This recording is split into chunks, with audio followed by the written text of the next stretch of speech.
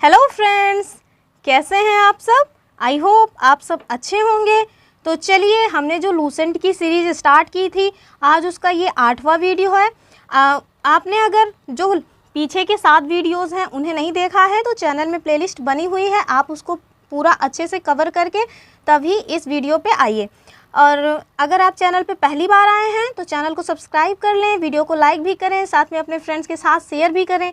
एक भाई का मैसेज था कि मैम मैराथन्स लेकर के इसको जल्दी से कंप्लीट करा दीजिए। जब आप देखिए कि वीडियोस कोई देखता ही नहीं है, अगर कोई वीडियो देखेगा ही नहीं तो मतलब इतनी लंबी लंबी क्लासेस कैसे ले पाएगा कोई व्यक्ति। आप लोग वीडियो को देखिए, समझिए, अपने फ्रेंड्स के साथ शेयर कीजिए, उन्हें सब्सक्राइब करने के लिए बोलिए, तब तो फिर कुछ एक्स्ट्रा चीज़ें की जाएँ। और दूसरी बात, अभी तक सीटेट की जो है कुछ क्लासेस हम ले रहे थे तो इस वजह से इस सीरीज़ पे बहुत ज़्यादा केयर नहीं कर पा रहे थे। अब वो हो चुका है एग्ज़ाम। उस एग्ज़ाम में मैंने बहुत ज़्यादा वीडियोस नहीं बनाए थे, 3-4 उसमें मैंने बहुत ज़्यादा वीडियोस नहीं बनाए थे, टॉपिक वाइज 1-2 वीडियोस ही टॉपिक्स में पढ़ाए थे, लेकिन लोगों ने उसको देखा नहीं तो मैंने फिर टॉपिक वाइज पढ़ाया नहीं। लेकिन हाँ, जो भी टॉपिक्स पढ़ाए हैं सारे टॉपिक्स से क्वेश्चंस आए हुए हैं। जैसे मैंने हिस्ट्री का 1-2 मैराथन्स लिया है, उसमें से आप देखिएगा तो मतलब कि बहुत सारे तो नहीं कहेंगे, वो अतिशयोक्ति हो जाएगी, लेकिन हाँ 2-4 क्वेश्चंस डायरेक्टली आ गए। मैंने ईवीएस की टोटल 5 क्लासेस ली थी। उन 5 क्लासेस में से आप देखेंगे तो जो मैराथन है और जो मैंने कुछ प्रैक्टिस सेट्स कराए हैं, सबको मिला करके direct line to line 6 questions आए हुए हैं। अगर आप लोग चेक करना चाहें तो प्लेलिस्ट बनी है ईवीएस की, आप उसे चेक कर सकते हैं। तो चलिए, ये सारी बातें रही पीछे की। अब आपको बता देते हैं कि अब हम फ्री हो चुके हैं उनसे, तो अब ये जो सीरीज़ है लूसेंट की वो कंटिन्यू रहेगी। आप लोग ज़्यादा से ज़्यादा मात्रा में इसके साथ जुड़ें, इसे ज़्यादा से ज़्यादा शेयर करें अपने दोस्तों के साथ। चलिए स्टार्ट करते हैं। हम देखते हैं, हमने विजयनगर साम्राज्य तक कंप्लीट कर लिया है, आज से हमें बहमनी साम्राज्य देखना है। तो चलिए स्टार्ट करते हैं।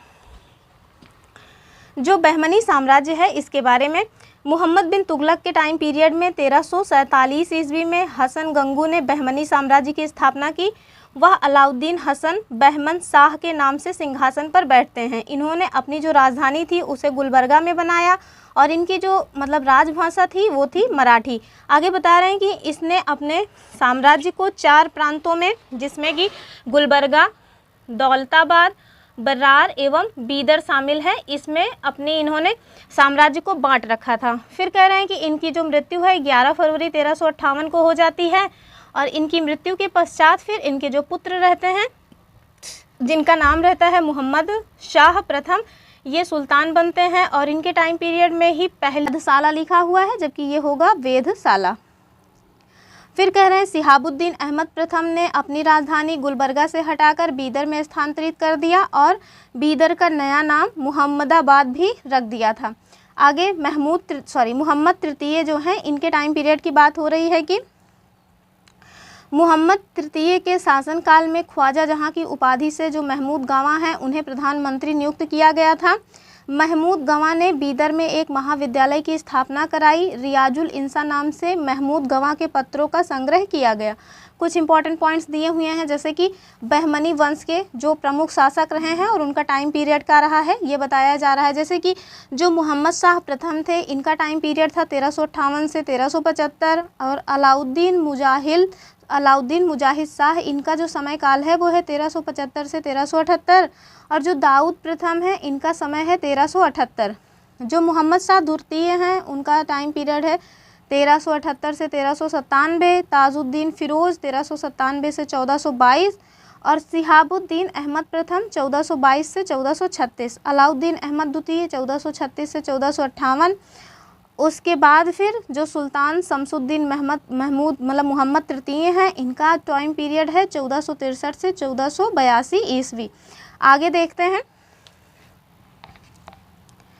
आगे आपको बताया जा रहा है कि 1417 ईस्वी में एक रूसी यात्री जिनका नाम था निकितन, ये बहमनी साम्राज्य की यात्रा पर आते हैं और इस समय बहमनी साम्राज्य पर ताजुद्दीन फिरोज का शासन था। आगे कह रहे हैं कि बहमनी साम्राज्य के चारों प्रांतों, मतलब कि जो बहमनी साम्राज्य है उसके चारों प्रांतों, ये जो प्रांत है ना, इन्हें तरफ कहा जाता था या अतरफ। तो जो बहमनी साम्राज्य है उसके तरफों या अतरफों या प्रांतों के जो प्रांतपति हुआ करते थे उन्हें तरफदार कहा जाता था। इनके विरुद्ध उसके विरुद्ध विशेष से जाना जाता था। तो ये थोड़ा स्टेटमेंट फिर से देख लेते हैं, क्या बोल रहे हैं कि बहमनी साम्राज्य के चारों प्रांतों के प्रांतपति उनके विरुद्ध विशेष से जाने जाते थे। और ये क्या है विशेषता देख लेते हैं, जैसे कि दौलताबाद के जो तरफदार थे उन्हें मसनद ए आली कहा जाता था, और जो बरार के तरफदार थे उन्हें मजलिस ए आली कहते थे। जो बीदर के तरफदार थे या बीदर के जो प्रांतपति थे उन्हें अजाम ए हुमायूं कहा जाता था। इसके साथ जो गुलबर्गा के तरफदार या प्रांतपति थे उन्हें मालिक नायब कहा जाता था। ये इसमें मालिक लिखा हुआ है, दरअसल ये मलिक होगा, मलिक नायब। इस बुक में वर्तनी की बहुत अशुद्धियाँ हैं, आप लोग उसे खुद से मतलब ठीक करते जाइएगा। इसे आप नॉलेज के तौर पे लीजिए। यहाँ आपको ग्रामर नहीं देखना है कि ग्रामेटिकली कौन सी चीज़ सही है कौन सी नहीं है। आप अपने नॉलेज के लिए जो ग्रामर है आपकी, यानी कि जो व्याकरण है आपका हिंदी, वो ठीक रखिए और वर्तनी पर विशेष ध्यान दीजिए। चलिए देखते हैं। बीजापुर गुलबर्गा तराफ में शामिल था, यानी कि जो बीजापुर था वो गुलबर्गा तराफ में शामिल था, और यह सबसे महत्वपूर्ण तराफ भी था। तराफ मतलब वही होता है प्रांत, यानी कि हाँ प्रांत। कलीमुल्लाह बहमनी शाह जो है वो इस मतलब जो कलीमुल्लाह हैं वो इस वंश के यानी कि बहमनी वंश के अंतिम शासक हुए। इनकी जो मृत्यु है उसके समय बहमनी राज्य 5 स्वतंत्र राज्यों में बंट गया, और इन स्वतंत्र राज्यों में कौन कौन शामिल है देख लेते हैं। जैसे कि जो बीजापुर है आदिल शाही राजवंश का वहाँ शासन हो जाता है, और इसके संस्थापक थे यूसुफ आदिल शाह। 1489 ईस्वी में इसकी स्थापना करते हैं। आगे देखते हैं जो अहमदनगर है निजाम शाही वंश का वहाँ शासन था, मलिक अहमद ने इसकी स्थापना की 1490 ईस्वी में। जो बरार है इमाद शाही वंश फ़तेहुल्लाह इमाद शाह के द्वारा स्थापना की गई 1490 में। साथ में फिर गोलकुंडा की भी स्थापना कुतुब शाही वंश के द्वारा की जाती है, और उसके संस्थापक कौन माने जाते हैं, कुली कुतुब शाह 1512 ईस्वी में। बीदर जो कि आखिरी है बरीद शाही राजवंश अमीर अली बरीद के द्वारा 1526 ईस्वी में इसकी स्थापना की जाती है। आगे हम देखते हैं मोहम्मद प्रथम के मंत्री थे सैफुद्दीन गौरी। इन्होंने केंद्रीय शासन का कार्य कई भागों में विभक्त किया और उसे 8 मंत्रियों को नियुक्त किया गया था, जो इस प्रकार हैं।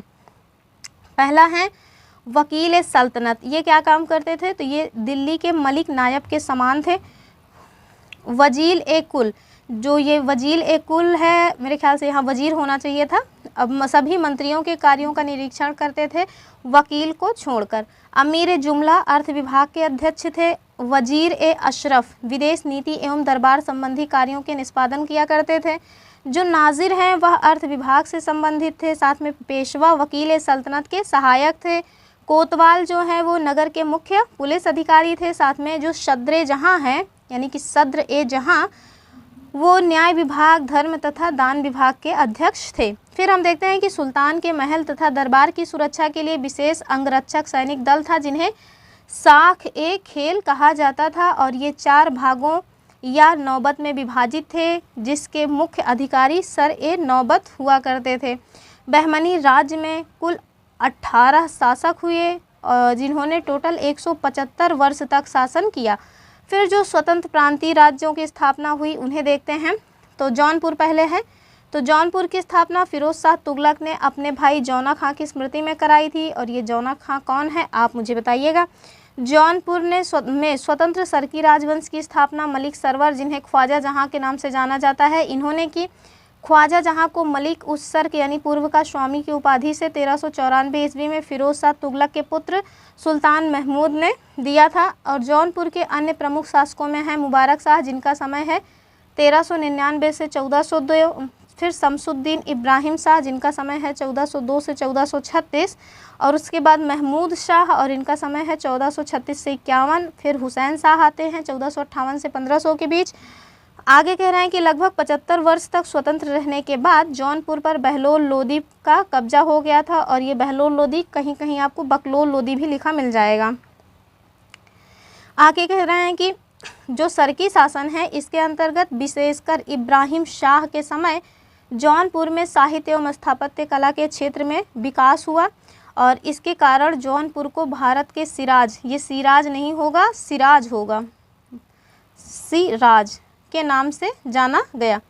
आगे फिर कह रहे हैं कि जो अटाला देवी मस्जिद है, अटाला देवी मस्जिद, इसका निर्माण 1408 में सरकी सुल्तान इब्राहिम शाह के द्वारा करवाया गया था।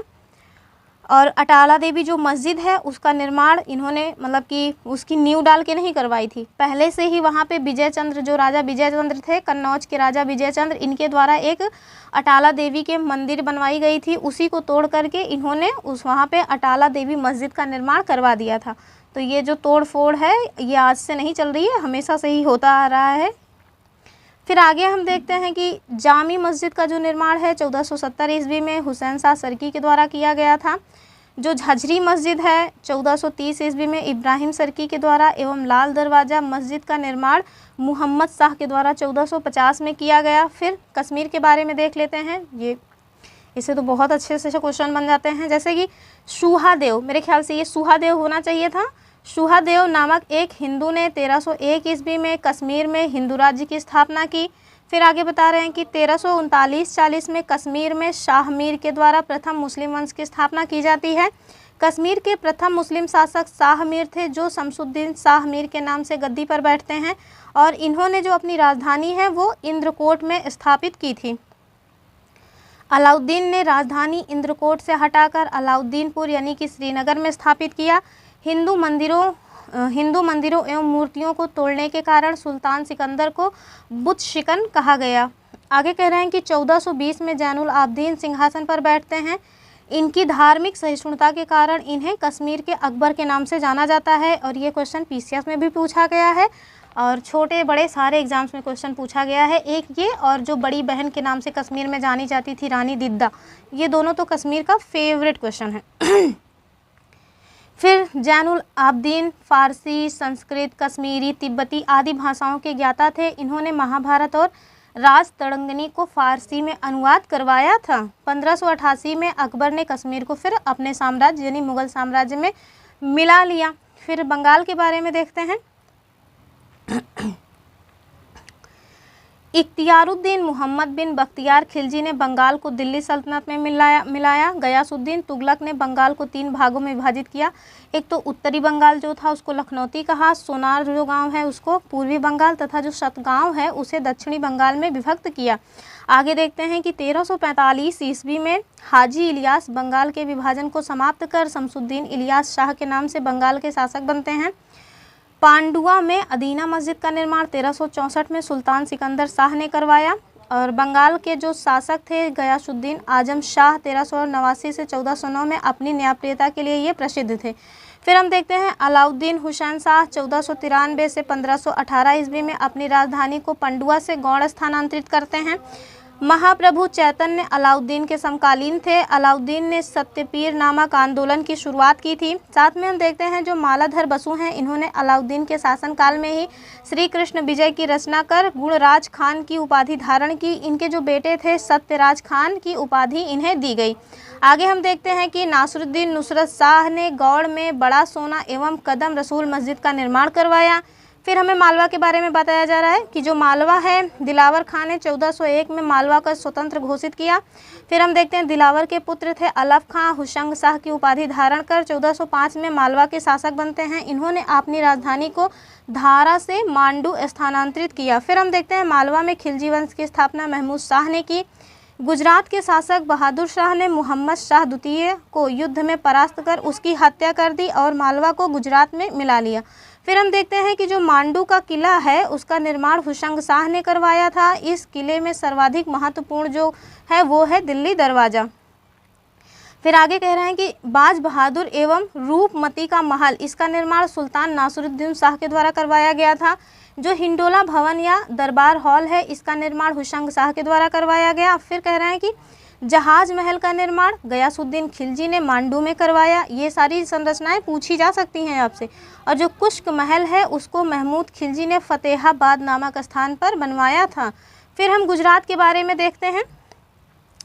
गुजरात के शासक थे राजा कर्ण, इन्हें पराजित कर अलाउद्दीन ने 1297 ईस्वी में इसी दिल्ली सल्तनत में मिला लिया।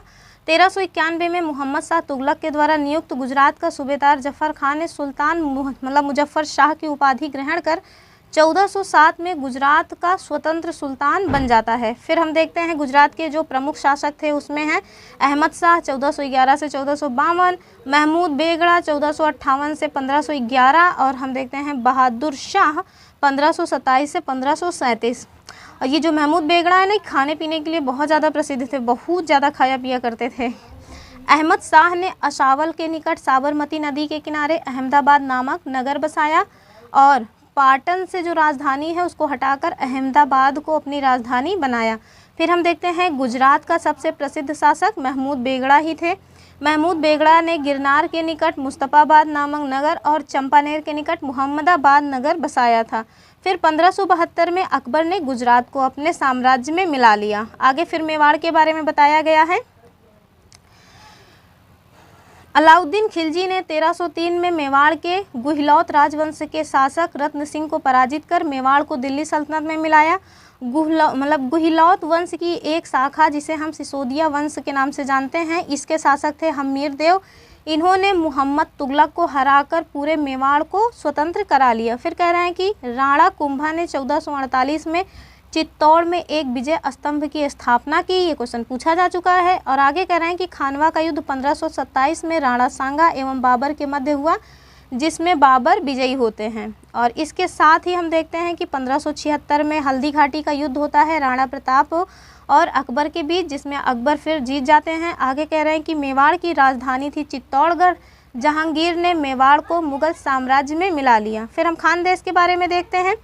तुगलक वंश के पतन के समय फिरोज शाह तुगलक के सूबेदार मलिक अहमद राजा फारूकी ने नर्मदा एवं ताप्ती नदियों के बीच 1382 में खानदेश की स्थापना की।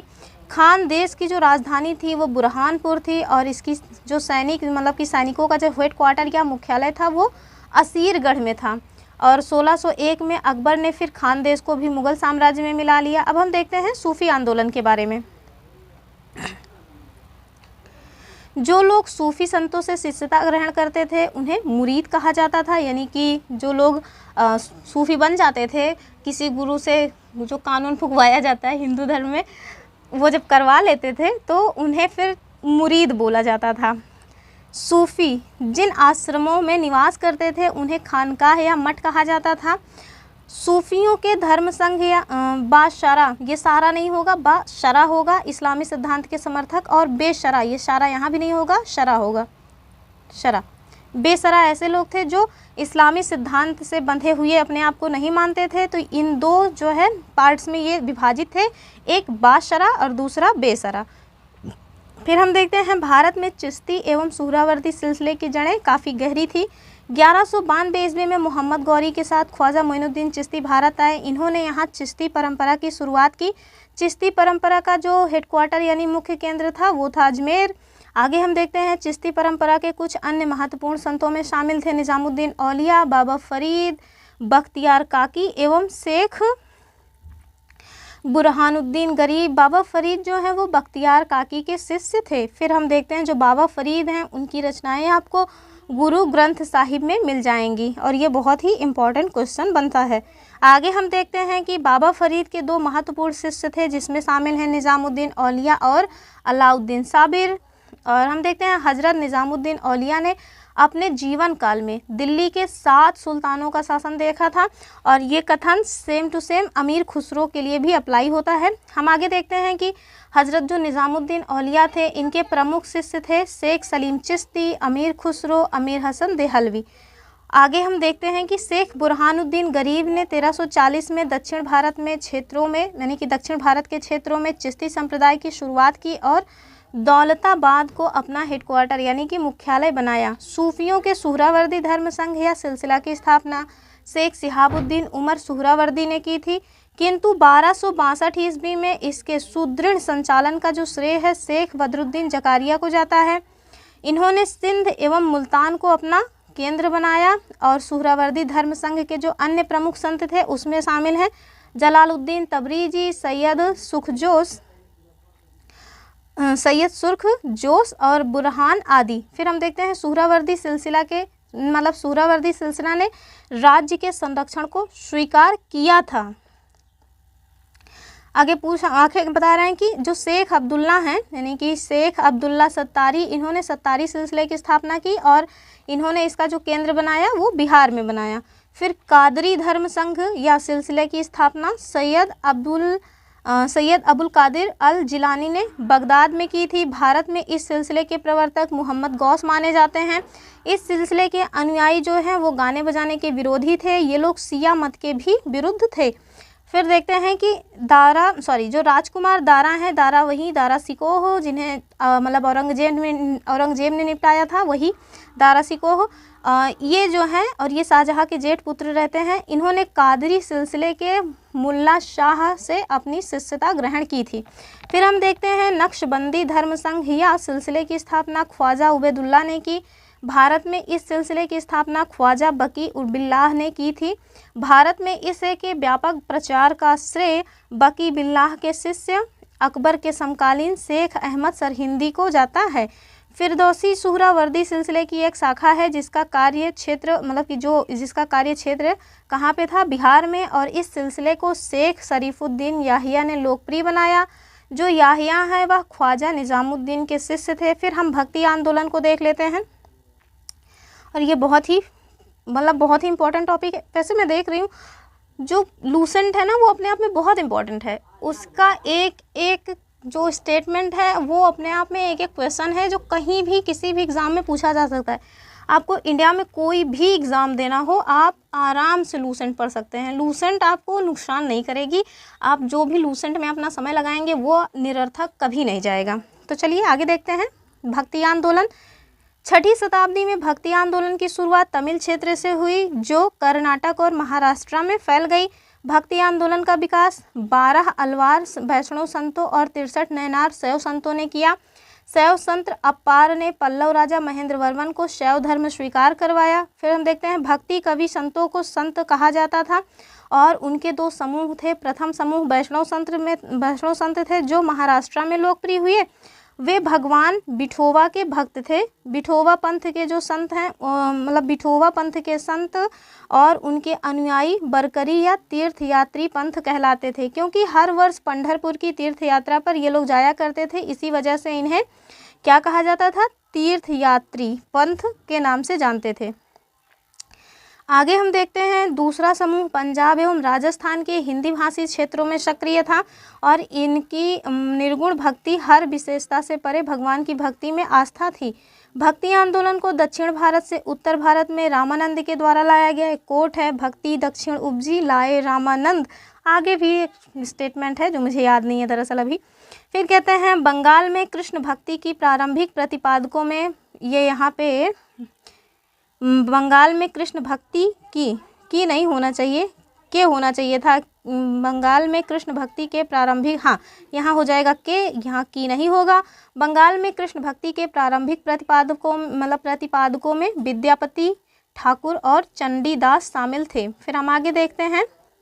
रामानंदी की शिक्षा से 2 संप्रदायों का प्रादुर्भाव हुआ जिसमें सगुण जो पुनर्जन्म में विश्वास रखते थे और दूसरे निर्गुण जो भगवान के निराकार रूप की पूजा किया करते थे। आगे हम देखते हैं सगुण जो संप्रदाय है उसके सबसे प्रसिद्ध व्याख्याताओं में कौन कौन थे, तो तुलसीदास जी जो कि राम भक्त थे, नाभादास ये लोग राम भक्त ही थे। आगे बता रहे हैं जो निम्बार्क, वल्लभाचार्य, चैतन्य, सूरदास और मीराबाई ये जो लोग थे वो कृष्ण भक्त थे। यानी कि सगुण संप्रदाय में राम भक्त में कौन कौन शामिल हैं, तुलसीदास और नाभादास, और सगुण संप्रदाय में ही कृष्ण भक्त के रूप में हम लोग मीराबाई, सूरदास, चैतन्य महाप्रभु, वल्लभाचार्य और निम्बार्काचार्य को जानते हैं। आगे हमसे कह रहे हैं कि निर्गुण संप्रदाय के सबसे प्रसिद्ध प्रतिनिधि कौन थे, तो कबीरदास जी थे। इन्हें भावी उत्तर भारतीय पंथों का आध्यात्मिक गुरु माना जाता है। फिर हम कहते हैं शंकराचार्य ने अद्वैतवाद या अद्वैत दर्शन के विरोध में क्या किया था, इन्होंने दक्षिण में वैष्णव संतों द्वारा 4 मतों की स्थापना की गई। यानी कि शंकराचार्य का जो अद्वैत दर्शन था या जो शंकराचार्य का अद्वैतवाद था उसके विरोध में दक्षिण में वैष्णव संतों के द्वारा 4 मतों की स्थापना की जाती है। आपको उन 4 मतों के बारे में जानना चाहिए, जैसे कि दक्षिण में वैष्णव जो पंथ थे उनके द्वारा जो स्थापित 4 मत हैं उसमें आएगा। सबसे पहले आता है श्री संप्रदाय। जो श्री संप्रदाय है ये रामानुजाचार्य के द्वारा जो है प्रतिपादित किया गया था, और इसको बोला क्या जाता था, तो इसको बोला जाता था विशिष्टाद्वैतवाद। ये क्वेश्चन एग्जैक्टली पीसीएस में पूछा गया था मैच द फॉलोइंग में 2020 में। फिर हम देखते हैं ब्रह्म संप्रदाय। जो ब्रह्म संप्रदाय है इसके जो प्रतिपादक थे वो है मध्वाचार्य। वैसे ये माधवाचार्य या मध्वाचार्य जो भी हो दोनों ही सही होगा, और इनका जो मतलब कि मत था वो था द्वैतवाद। आगे हम देखते हैं रुद्र संप्रदाय, विष्णु स्वामी और शुद्धाद्वैतवाद इनका मत था। आगे देखते हैं सनकादि संप्रदाय, निम्बार्काचार्य का है द्वैताद्वैतवाद। आगे हम भक्ति आंदोलन के जो प्रमुख संत हुए हैं उन्हें देख लेते हैं। पहले देखते हैं रामानुजाचार्य को। जो रामानुजाचार्य हैं ये 11वीं शताब्दी के महान संत थे। इन्होंने राम को अपना आराध्य माना, और इनका जन्म 1017 ईस्वी में मद्रास के निकट पेरुम्बर में हुआ था। 1137 में इनकी मृत्यु हुई। रामानुज ने वेदांत में प्रशिक्षण अपने गुरु जिनका नाम था कांचीपुरम के यादव प्रकाश से प्राप्त किया था। आगे कह रहे हैं रामानंद जी के बारे में। तो जो रामानंद जी का जन्म है, इनका जन्म 1299 में प्रयाग में हुआ, और इनकी शिक्षा प्रयाग तथा वाराणसी में पूरी हुई, और इन्होंने अपना जो संप्रदाय है वो सभी जातियों के लिए खोला था। रामानुज की भांति इन्होंने भी भक्ति को मोक्ष का एकमात्र साधन स्वीकार किया था। भक्ति को एकमात्र साधन स्वीकार किया था मोक्ष का। इन्होंने मर्यादा पुरुषोत्तम राम एवं सीता की आराधना को समाज के समक्ष रखा। इनके जो प्रमुख शिष्य थे उसमें आते हैं रैदास जो कि हरिजन थे, कबीर जो कि जुलाहा थे, धन्ना जो कि जाट थे, सेना जिनका नाम था वो नाई जाति से थे, और जो पीपा नाम के संत थे उनका वो राजपूत थे। फिर हम कबीरदास जी के बारे में देख लेते हैं, कौन नहीं जानता होगा इन्हें। कबीरदास जी का जन्म 1425 ईस्वी में एक विधवा ब्राह्मणी के गर्भ से हुआ। लोक लज्जा के भय से उन्होंने अपने नवजात शिशु को वाराणसी में लहराते हुए पानी में लहरतारा के पास छोड़ दिया था। फिर जुलाहा नामक एक जुलाहा थे जिनका नाम था नीरू, और उनकी पत्नी थी नीमा। इन्होंने इस नवजात शिशु को अपने घर लाया और फिर इनका नाम कबीर रखा।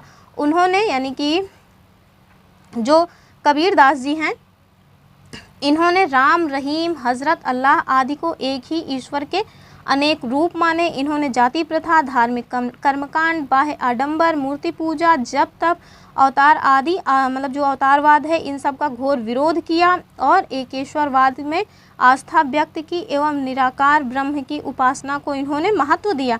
फिर हम देखते हैं निर्गुण भक्ति धारा से जुड़े हुए कबीर ऐसे प्रथम व्यक्ति थे जिन्होंने संत होने के बाद भी पूर्णतः गृहस्थ जीवन का निर्वाह किया। इनके अनुयायी कबीरपंथी कहलाते हैं। कबीर के जो उपदेश हैं शब्द सिखों ने आदि ग्रंथ में संग्रहित किया हुआ है या वहाँ पे संग्रहित हैं। और आगे देखते हैं गुरु नानक जी के बारे में, जिनका जन्म 1469 में अविभाजित पंजाब के तलवंडी नामक स्थान पर हुआ, जो कि अभी ननकाना साहब के नाम से विख्यात है। और इनकी माता का नाम तृप्ता देवी था तथा पिता कालू राम थे। बटाला के मूल राज खत्री की बेटी सुलक्षणी से विवाह हुआ। आपने देश का 5 बार चक्कर लगाया, और ये जो चक्कर लगाने की प्रक्रिया है इसे उदासीस कहा जाता है। फिर आपने कीर्तन के माध्यम से अपने उपदेश दिए, और अपने जीवन के अंतिम क्षणों में आपने रावी नदी के किनारे करतारपुर में अपना डेरा या मठ स्थापित किया।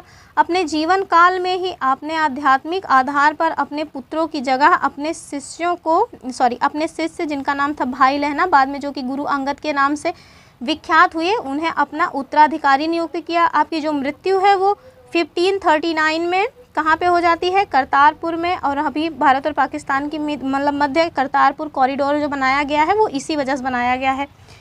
फिर हम देखते हैं कि गुरु नानक जी ने सिख धर्म की स्थापना की, और जो गुरु नानक जी नानक सूफी संत बाबा फरीद से भी प्रभावित थे। चैतन्य महास्वामी के बारे में देख लेते हैं, जिनका जन्म 1486 में नदिया बंगाल के मावापुर गांव में हुआ। आपके पिता जो हैं जिनका नाम था जगन्नाथ मिश्र एवं माता सची देवी थे। आगे कह रहे हैं कि पाठशाला में चैतन्य को निमाई पंडित कहा जाता था। आपने गोसाई संघ की स्थापना की, साथ में संकीर्तन प्रथा को भी जन्म दिया।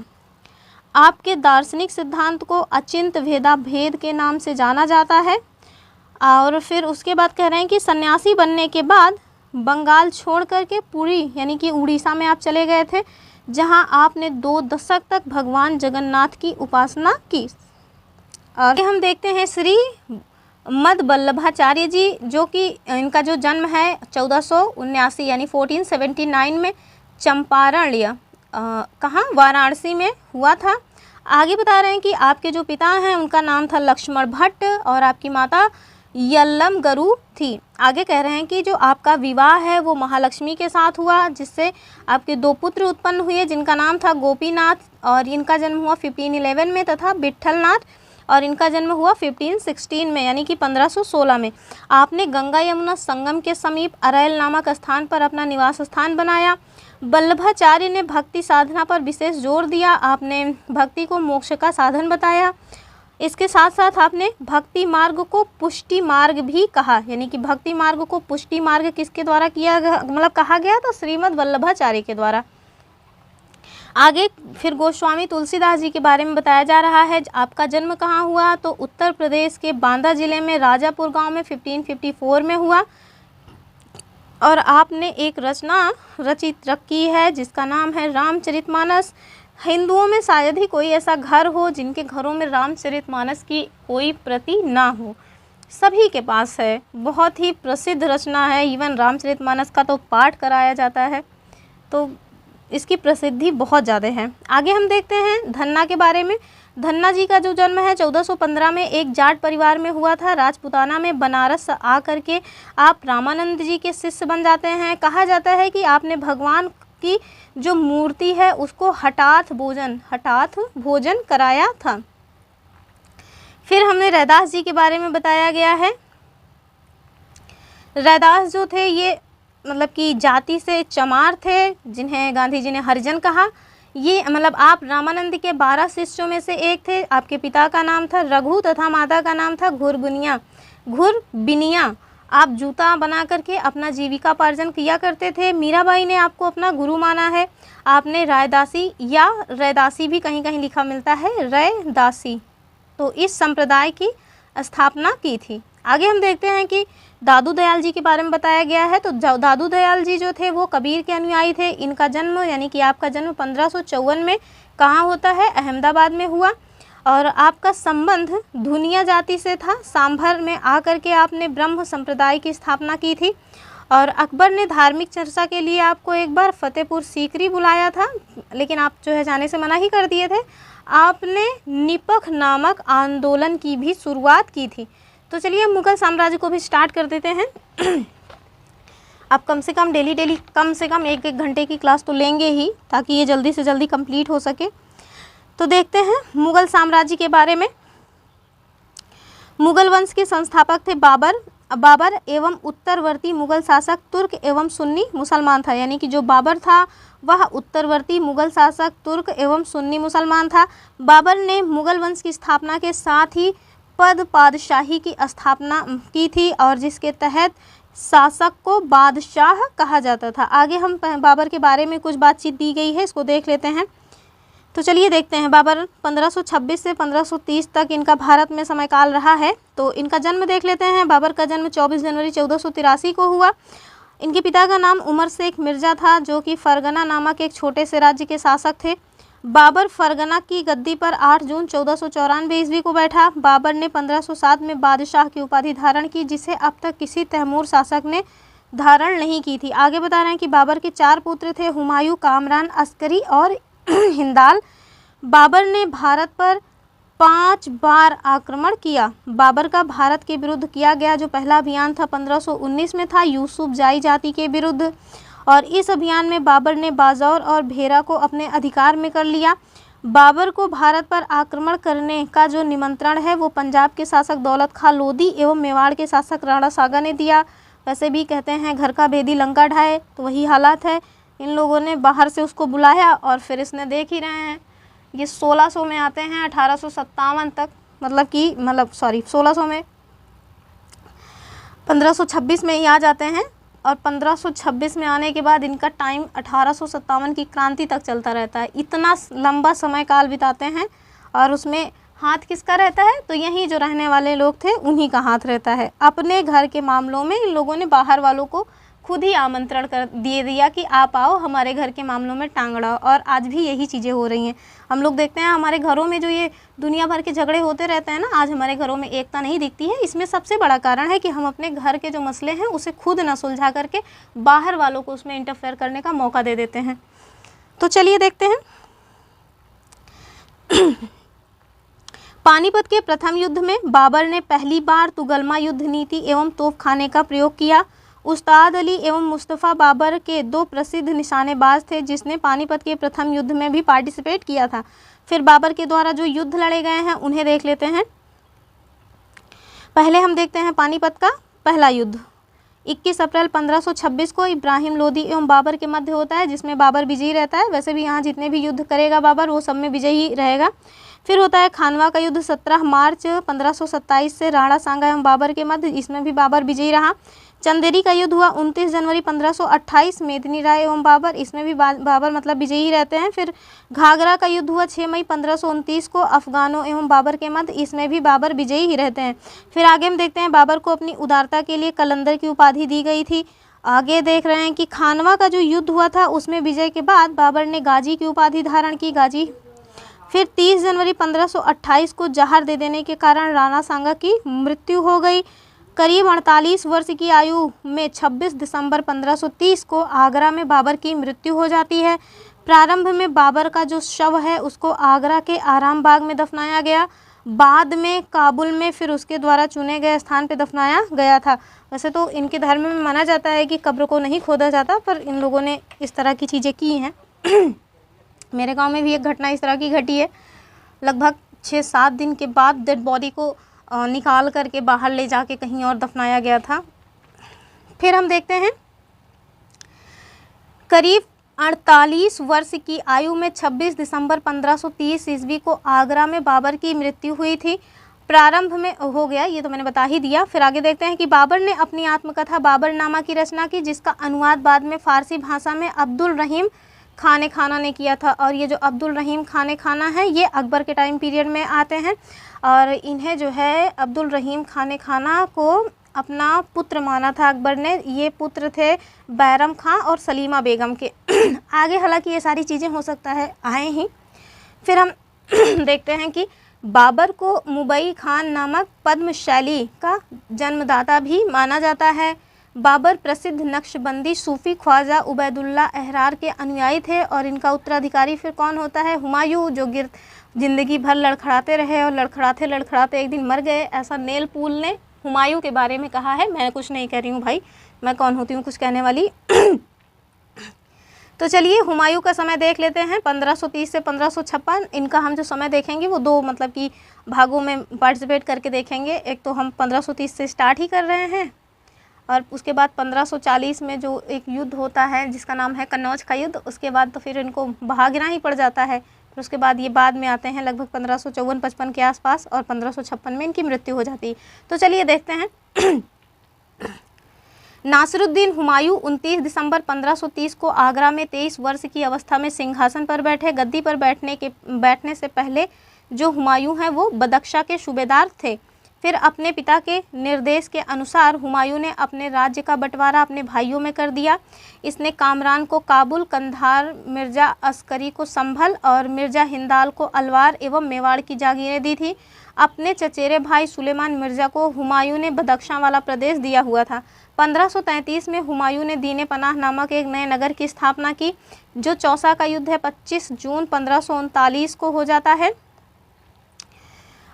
उसमें जो शेर खां एवं हुमायूं के बीच यह युद्ध हुआ था। इस युद्ध में शेर खां विजयी रहते हैं और इसी युद्ध के बाद शेर खां ने शेर शाह की पदवी ग्रहण की। आगे हम देखते हैं बिलग्राम या कन्नौज का युद्ध होता है 17 मई 1540 में शेर खां एवं हुमायूं के मध्य। इस युद्ध में भी हुमायूं पराजित होते हैं।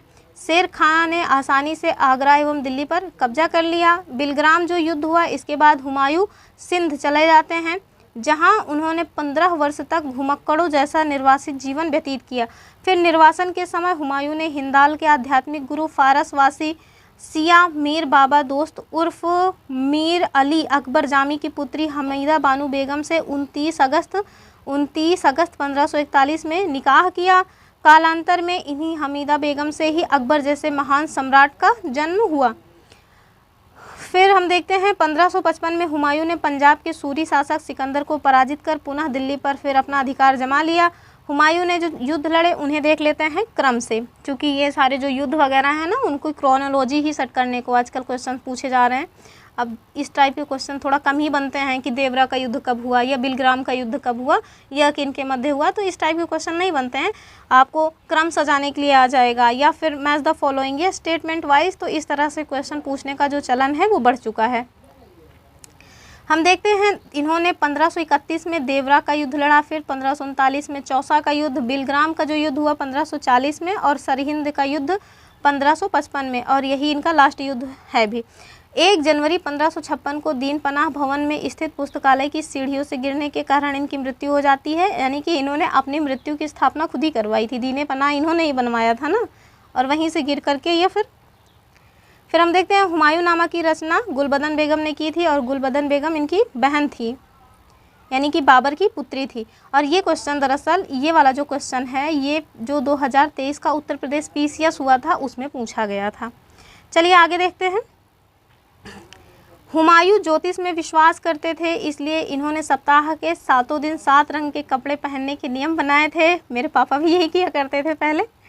फिर हम देखते हैं शेरशाह का जो टाइम पीरियड है 1540 से 1545। सूर साम्राज्य के संस्थापक अफगान वंशी शेरशाह सूरी थे। शेरशाह का जन्म 1472 में वजवाड़ा यानी होशियारपुर में हुआ था। इनके बचपन का नाम फरीद खां था, यह सूर वंश से संबंधित थे। इनके पिता हसन खां जौनपुर राज्य के अंतर्गत सासाराम के जमींदार थे। फरीद खान ने एक शेर को तलवार के एक ही वार से मार करके आधा आधा कर दिया था। इनकी इसी बहादुरी से प्रसन्न होकर बिहार के अफगान शासक सुल्तान मोहम्मद बहार खां लोहानी ने उन्हें शेर खां की उपाधि दी थी। फिर हम देखते हैं जो शेरशाह है वो बिलग्राम के युद्ध 1540 के बाद दिल्ली की गद्दी पर बैठते हैं। शेरशाह की मृत्यु कालिंजर के किले को जीतने के क्रम में 22 मई 1545 में हो गई। मृत्यु के समय वह उक्का नाम का एक आग्नेयास्त्र चला रहे थे। फिर हम आगे देखते हैं कालिंजर के शासक कौन थे, तो कालिंजर के शासक थे कीरत सिंह। शेरशाह का मकबरा सासाराम में झील के बीच ऊंचे टीले पर निर्मित किया गया है, और ये पहले भी मैं बताई हूँ शेरशाह सूरी का जो मकबरा था वो अष्टकोणीय मकबरा था बिहार में। इन्होंने अपना मकबरा खुद ही बनवा के रखा था। फिर रोहतासगढ़ का जो किला है जिसे किला कुहना के नाम से जाना जाता है दिल्ली में, ये एक मस्जिद है। इसका निर्माण शेरशाह के द्वारा ही करवाया गया था। ये क्वेश्चन भी पूछा जा चुका है कि जो किला कुहना है उसका निर्माण किसने करवाया था। फिर हम देखते हैं शेरशाह का उत्तराधिकारी उसका जो पुत्र है इस्लाम शाह होते हैं। शेरशाह ने भूमि की माप के लिए 32 अंक वाला सिकंदरी यानी कि गजे सिकंदरी एवं सन की डंडी का प्रयोग किया था। फिर हम देखते हैं शेरशाह ने 148 ग्रेन चांदी का रुपया एवं 380 ग्रेन तांबे का दाम चलाया था। यानी कि इन्होंने चांदी का रुपया, इनकी जो मुद्रा थी वो थी चांदी का था बना हुआ रुपया, और दाम जो इनकी मुद्रा थी वो तांबे की थी। आगे हम देखते हैं कि शेरशाह ने रोहतासगढ़ के दुर्ग एवं कन्नौज के स्थान पर शेरसूर नामक नगर बसाया। शेरशाह के समय पैदावार का लगभग 1/3 भाग सरकार लगान के रूप में वसूल किया करती थी। फिर आगे बता रहे हैं जो कबूलियत एवं पट्टा प्रथा है इसकी शुरुआत भी शेरशाह के द्वारा की गई थी। शेरशाह ने 1541 ईस्वी में पाटलिपुत्र को पटना के नाम से फिर से स्थापित किया, यानी कि पुनः स्थापित किया। और शेरशाह ने ग्रैंड ट्रंक रोड की मरम्मत करवाई थी। मलिक मोहम्मद जायसी शेरशाह के समकालीन थे। जायसी की एक बहुत ही फेमस रचना है पद्मावत, और ये क्या है, डाक प्रथा का प्रचलन भी शेरशाह के द्वारा ही करवाया गया था। आगे हम अकबर के बारे में देखते हैं। तो सम्राट अकबर का जन्म 15 अक्टूबर 1542 को हमीदा बानो बेगम के गर्भ से अमरकोट के राणा वीर साल के महल में हुआ था। अकबर का राज्याभिषेक 14 फरवरी 1556 को पंजाब के कालानौर नामक स्थान पर हुआ। अकबर के शिक्षक अब्दुल लतीफ़ ईरानी विद्वान थे। वह जलालुद्दीन मोहम्मद अकबर बादशाही गाजी की उपाधि से राज सिंहासन पर बैठते हैं। बैरम खां 1556 से 1560 तक अकबर के संरक्षक रहते हैं। उसके बाद इनकी मृत्यु ही हो जाती है बाद में मक्का जाते समय। फिर हम देखते हैं अकबर द्वारा जीते गए जो प्रदेश, भैया देख रहे हो इतने सारे प्रदेशों को जीत रखा था, ऐसे ही इन्हें महान थोड़ी कहा जाता है। चलिए देखते हैं प्रदेश, जब इन्होंने जिस प्रदेश पे शासक किया मतलब अटैक किया उस टाइम पे वहाँ के शासक कौन थे और कौन सा वो वर्ष था और मुग़ल के कौन से सेनापति थे। हम देखते हैं पहला इन्होंने आक्रमण किया मालवा में और वहाँ पे शासक कौन थे, बाज बहादुर 1561 के टाइम पीरियड में ये किया गया था और मुग़ल सेनापति थे आदम खां और पीर मोहम्मद। अगर आप लोगों ने जोधा अकबर जो सीरीज आती थी सीरियल उसको देखा होगा तो आपने देखा होगा आदम खां जो है महामंगा के पुत्र थे और इन्हें कितनी बेरहमी से निपटाते हैं अकबर। फिर हम देखते हैं जो चुनार है वहाँ पे अटैक अफ़गानों के टाइम पीरियड में किया गया था 1562 में और मुग़ल सेनापति थे अब्दुल्ला खां। गोंडवाना पे अटैक करते हैं 1564 में। वीर नारायण एवं दुर्गावती वहाँ की शासिका थी। आशफ खां स्वयं इसने अधीनता स्वीकार कर ली थी। आशफ खां ने मुग़ल सेनापति उस टाइम पे आशफ खां थे। और हम देखते हैं आमेर में राजा भारमल थे और 1562 में इन्होंने भी अपनी अधीनता स्वीकार कर ली और इन्हीं राजा भारमल की ही पुत्री माना जाता है जो जहांगीर की मम्मी थी, यानी अंजुमंद बानो जोधा बेगम या हरखाबाई जो भी आप कहना चाहें। आगे हम देखते हैं मेड़ता जयमल के टाइम पीरियड में किया गया था 1562 में। सरफुद्दीन इसमें जो है सेनापति था और ये सरफुद्दीन वही है जो अकबर के क्या थे, बहनोई।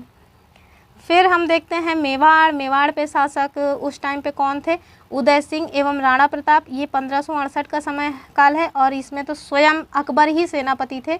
भाई राणा प्रताप के साथ लड़ाई करना इतना आसान थोड़ी ना था। फिर हम देख रहे हैं 1576 में मेवाड़ के ही थे राणा प्रताप, जिनके साथ 1576 में मान सिंह एवं आसफ खां के नेतृत्व में युद्ध होता है। और ये जो राणा प्रताप के साथ युद्ध हुआ है 1576 में, ये हल्दी घाटी के युद्ध के नाम से फेमस है। पता नहीं क्यों इन्होंने लिखा नहीं है यहाँ पे हल्दी घाटी, जबकि ये बहुत ही फेमस युद्ध है हल्दी घाटी का युद्ध। ओहो, का तो अलग ही नाटक चलता रहता है। हल्दी घाटी का युद्ध बहुत ही फेमस युद्ध है। फिर आगे हम देखते हैं रणथंबोर में इन्होंने कब आक्रमण किया था, तो रणथंबोर में आक्रमण किया था 1569 में और इस टाइम पे यहाँ के शासक कौन थे, तो सूरजन हाड़ा यहाँ के शासक थे। भगवान दास एवं अकबर सेनापति थे मुग़लों के। फिर हम देखते हैं कालिंजर अभियान, जो कालिंजर अभियान है रामचंद्र वहाँ के शासक थे, 1569 में होता है। मजनू खां और काक शाह जो हैं वो सेनापति थे अकबर के। फिर हम देखते हैं जो मारवाड़ का शासन मारवाड़ में जो अटैक किया था वहाँ 1570 की ये घटना है। राव चंद्रसेन वहाँ के शासक थे, स्वेच्छा से इन्होंने अधीनता स्वीकार कर ली। फिर हम देखते हैं जैसलमेर में रावल हरिराय उस टाइम पे राजा थे, 1570 की घटना है, स्वेच्छा से इन्होंने भी अधीनता स्वीकार की। बीकानेर में कल्याणमल का शासन था, 1570 की घटना है, इन्होंने भी अधीनता स्वीकार की।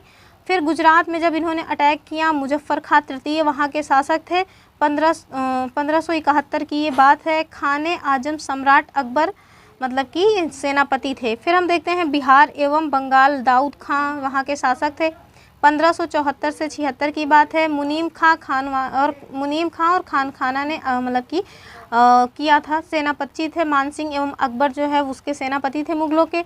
कश्मीर में आक्रमण इन्होंने किया था 1586 में। यूसुफ याकूब खां वहाँ के शासक थे। भगवान दास एवं काशिम खां क्या थे, तो सेनापति थे मुग़लों के। आगे हम देखते हैं उड़ीसा पे जो है इन्होंने अटैक किया था। उड़ीसा पे 1592 में अटैक किया, मान खां के नेतृत्व में। निसार खां वहाँ के शासक थे। और सिंध पे इन्होंने जब आक्रमण किया 1593 में, अब्दुल रहीम खाने खाना और जानी बेग शासिका थी। फिर हम देखते हैं बलूचिस्तान, पन्नी अफ़गान 1595, मीर मासूम वहाँ सेनापति के रूप में काम किए। फिर कंधार जो है मुजफ्फर हुसैन 1595 में। शाहबेग कौन थे, तो शाहबेग वहाँ पे मुग़लों के सेनापति थे। आगे हम देखते हैं दक्षिण भारत में इन्होंने जो अभियान किया उसको, तो दक्षिण भारत में आ जाएगा खानदेश, खान देश में उस टाइम पे शासन किनका था? अली खां का। 1591 की घटना है, स्वेच्छा से इन्होंने भी अपनी अधीनता स्वीकार की थी। जो दौलताबाद है, चांद बीबी के टाइम पीरियड की बात है, 1599। मुराद, अब्दुल रहीम खाने खाना, अबुल फजल और अकबर, इतने सारे लोग गए थे चांद बीबी से लड़ने। सोचिए, अकबर स्वयं भी गए और इनके ये सभी मतलब महान लोग थे, सारे लोग मिलकर गए थे चांद बीबी को पराजित करने। ऐसी ऐसी महिलाएं हुई हैं हमारे इसी देश में। फिर हम देखते हैं अहमदनगर, बहादुर शाह और चांद बीबी साथ में, ये कब हुई थी घटना, कब की है? 1600 की है। आगे हम देखते हैं जो असीरगढ़ का किला है, मीरन बहादुर वहाँ के शासक थे, 1601 में। अकबर जो है इनका यह अंतिम अभियान सिद्ध होता है। कौन? असीरगढ़ का किला।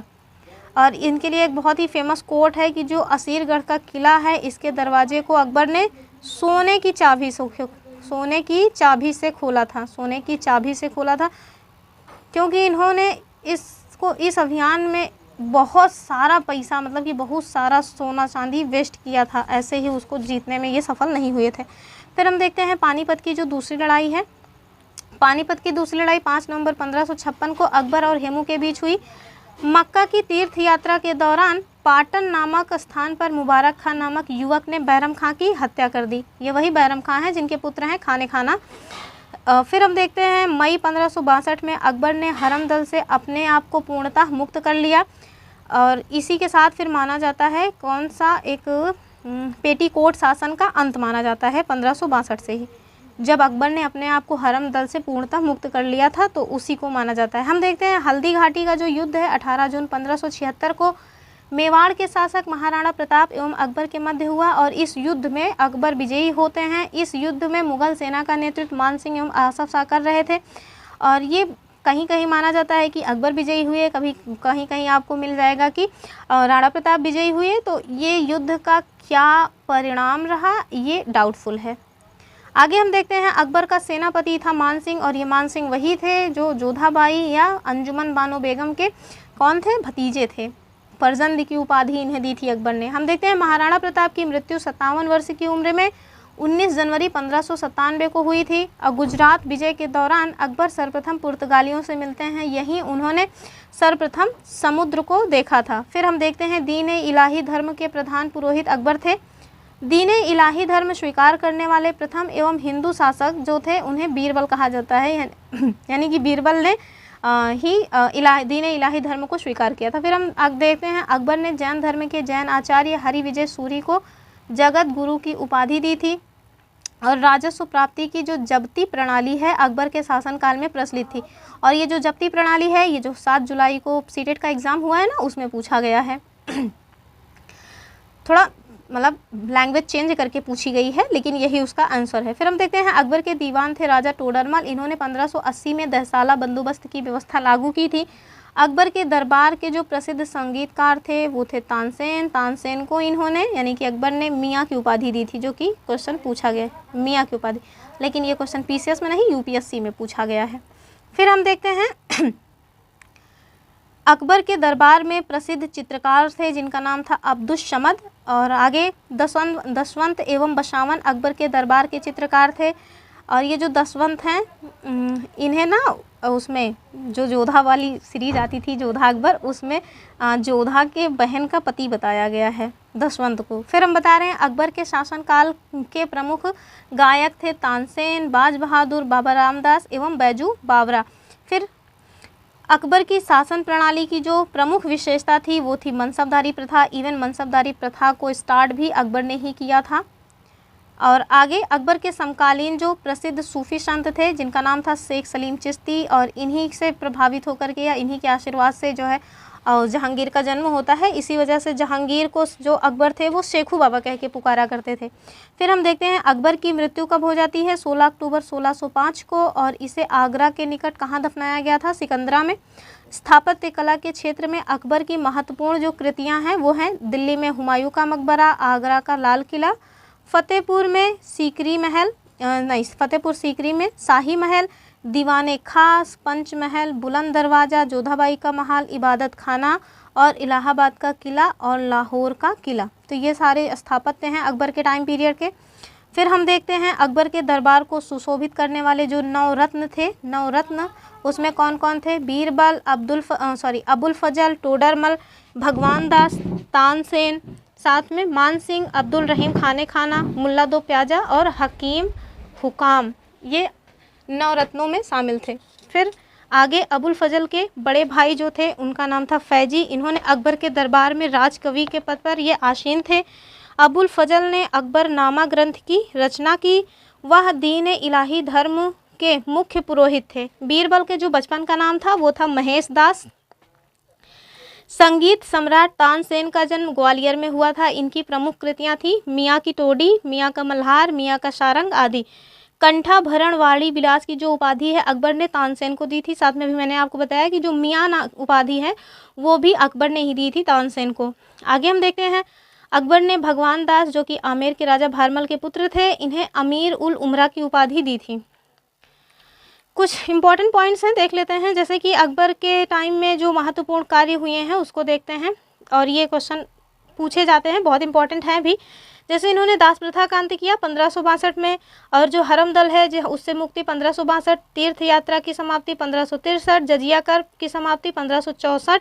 इसके साथ साथ हम देखते हैं जो फतेहपुर सीकरी की स्थापना एवं राजधानी अपनी आगरा से फतेहपुर सीकरी का स्थानांतरण कब किया था? 1571 में।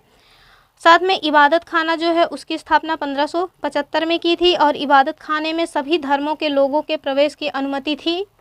1578 में ये सारे घटनाक्रम हुए हैं। फिर हम देखते हैं जो इबादत खाने की स्थापना है 1575 में हो जाती है और इबादत खाने में सभी धर्म के लोगों का जो प्रवेश है वो 1578 में सुनिश्चित कर दिया जाता है।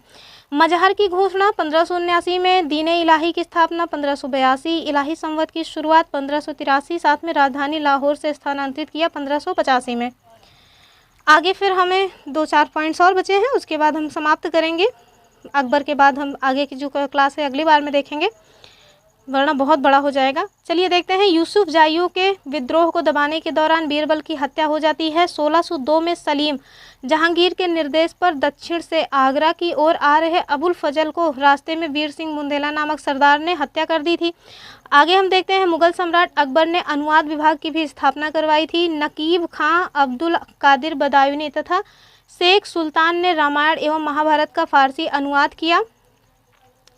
जो महाभारत है उसका नाम रज्मनामा यानी कि युद्धों की पुस्तक रखा गया। इसके साथ साथ हम देखते हैं पंचतंत्र का फारसी भाषा में अनुवाद किन्होंने किया? अबुल फजल ने अनवर ए सादात के नाम से तथा मौलाना हुसैन फैज ने यार ए दानिश नाम से भी इनका मतलब कि पंचतंत्र का अनुवाद किया था। फिर हम देखते हैं हाजी इब्राहिम सरहिंदी ने अथर्ववेद का, मुल्ला शाह मोहम्मद ने राज तरंगनी का, अब्दुल रहीम खान खाना ने तुजू के बाबरी का जो कि तुर्की में थी, इसको बाद में इन्होंने फारसी में अब्दुल रहीम खाना ने मतलब वो किया, ट्रांसलेट किया था। साथ में फैजी ने लीलावती का फारसी में अनुवाद किया था। फैजी ने नल दमयंती जो कि सूरदास जी के द्वारा लिखी गई थी या रची गई थी उसका भी अनुवाद किया। कथा का हो गया। फिर हम देखते हैं फारसी में अनुवाद कर उसका जो नाम रखा वो सहेली रखा था, यानी कि जो दमयंती का अनुवाद किया गया था, मतलब नल दमयंती का जो अनुवाद फैजी के द्वारा किया गया फारसी भाषा में, उसका नाम क्या रखा गया? सहेली। फिर हम देखते हैं अकबर के काल को हिंदी साहित्य का स्वर्ण काल कहा जाता है, हिंदी साहित्य का। और अकबर ने बीरबल को कविप्रिय एवं नरहरि को महापात्र की उपाधि प्रदान की थी। बुलंद दरवाजा का निर्माण अकबर ने गुजरात विजय के उपलक्ष्य में करवाया। 4 बाग बनाने की परंपरा अकबर के टाइम पीरियड में शुरू हुई। फिर अकबर ने सीरी कलाम की उपाधि किसे दी थी? अब्दुस समद को। एवं जरी कलाम की उपाधि किसे दी थी? मोहम्मद हुसैन कश्मीरी को। मुगलों की जो राजकीय भाषा थी वो थी फारसी। तो चलिए आज का जो क्लास है यहीं पे एंड करते हैं। आप लोग इतनी देर तक बने रहे इसके लिए आप सभी का थैंक्स। आप लोग लगातार इस सीरीज़ को सपोर्ट करिए, हम जल्द से जल्द इसको कंप्लीट करेंगे।